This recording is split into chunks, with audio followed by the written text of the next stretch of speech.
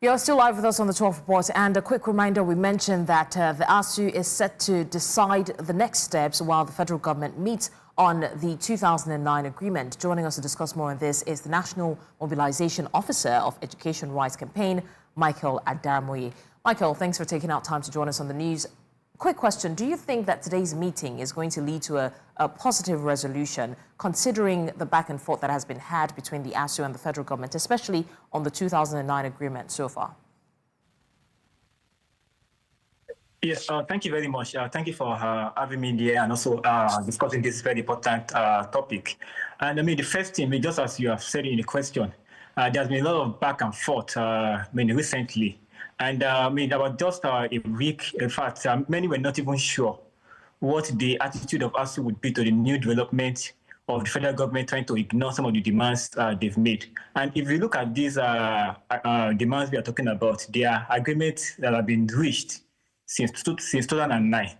And of course, the lecturers, I mean, ASUU as a union, has been patient enough with the government. In fact, this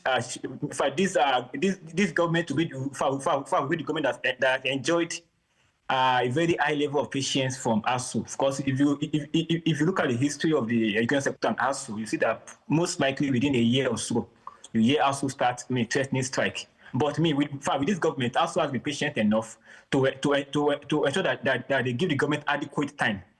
So that from this meeting, what we expect is not, another round of empty promises or even postponement or even delay tactics that the government has been, using, over the years. We will ensure that the government has had enough time for them to adequately decide on, what is next in the interest of public education and also in the interest of members of ASUU.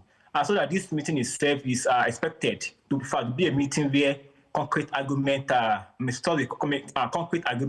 going to be reached to ensure that the strike action is averted. But going by the nature of the government itself and our experience over the years, which has made that many ASUU members and even many of us do not truly trust ASUU, so they trust the federal government.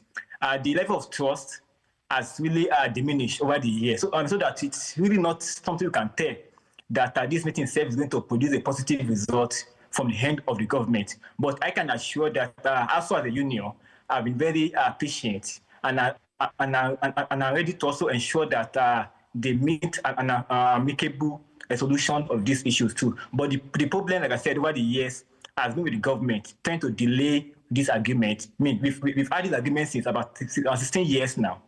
And if you know, the living conditions of members who are education staff, especially ASUU, have been very terrible. In fact, today in Nigeria, we have a professor earning just a little above 500,000 naira. You can then begin to imagine what people who are even of lower ranks academically will be earning. So that the issues itself are very important issues that affect the welfare conditions of ASUU members, that also affect the state of public education. Because if you have a tolerant our schools, especially either polytechnic, either universities or so, you will see that they are all in uniform level of decay. In fact, the faculties that are needed to ensure learning and teaching are mostly absent or they are in terrible condition. So that there's need for government to use this opportunity to have a turnaround. Okay, Michael, very quickly, I apologize for interrupting you, but very quickly, let's look at the possibilities that exist, right? We're not hoping that the meeting fails, but if at all this meeting fails like the ones before it, what alternative model of university funding or governance should Nigeria be seriously considering? Say the meeting fails. Thank you very much. Although we hope that the meeting does not fail, and we hope that the government will wake up. But like I always say, there's no alternative to proper funding of education. It is the duty of government to fund education, and they must wake up to that. And if you look at our constitution under section 18, it is very clear.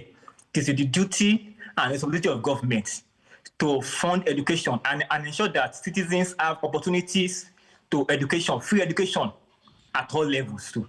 But that part of our constitution has been largely ignored by the government, so that the fact is that there's no alternative to funding of education, which is why we call it public education.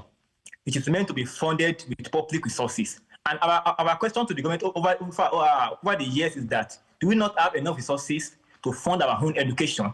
Do we not have enough resources to ensure that our lecturers are in good conditions? But the answer for us is that Nigeria itself has enough resources to ensure that they fund education properly and ensure that Nigerians have access to quality and free education. The only impediment is that the government has refused to do the needful. So that in the conclusion, it is clear that Nigeria itself has enough resources, but the only problem we've had over the years has been the negligence from government to fund the Nigerian sector. So there's no alternative to proper funding of education. The government must wake up to that responsibility and ensure that public education is well funded.